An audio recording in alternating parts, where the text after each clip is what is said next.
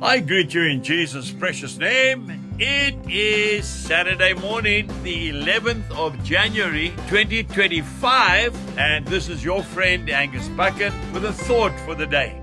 We start off in the Gospel of Matthew, chapter 15, verse 11.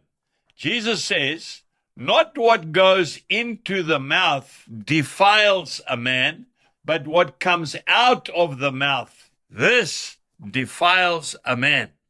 You and I have to clean our act up. Yes, we need to check our hearts today because it's more than outward appearances.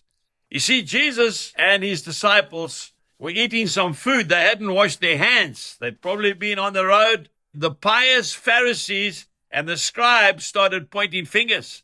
They said, "Look at these men. They don't even wash their hands before they eat." But the Pharisees and the scribes went through all their rituals, their traditions. They had a special way of washing their hands, of washing their utensils. But inside, they were rotten. And Jesus saw it. We must not be hypocrites. As believers, we've got to be an example to the world. Jesus is more interested in the inside of a man or woman than the outside appearance of a man or a woman. Matthew chapter 23, verse 27. "Woe to you, scribes and Pharisees, hypocrites, for you are like whitewashed tombs, which indeed appear beautiful outwardly, but inside are full of dead man's bones and all uncleanness."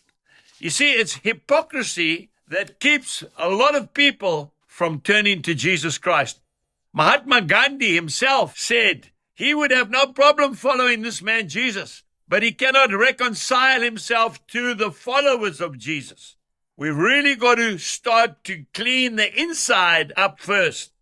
I looked up the Oxford Dictionary to find out the literal meaning of the word hypocrisy, and it's quite scary. It says, behavior in which a person pretends to have a higher standard than what they really have. You know, one of the saddest things that happened to me as a new Christian many years ago, I heard the story, a true story, of a pastor. He was a very fine-looking man, young man, always well-dressed, well-spoken.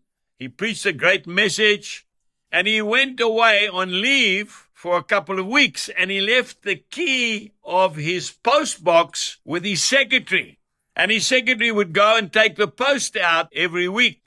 And she went this one week and took the post out, and there she found a pornographic magazine that this pastor was subscribing to. You see, he had forgotten that the magazine was coming through his post box.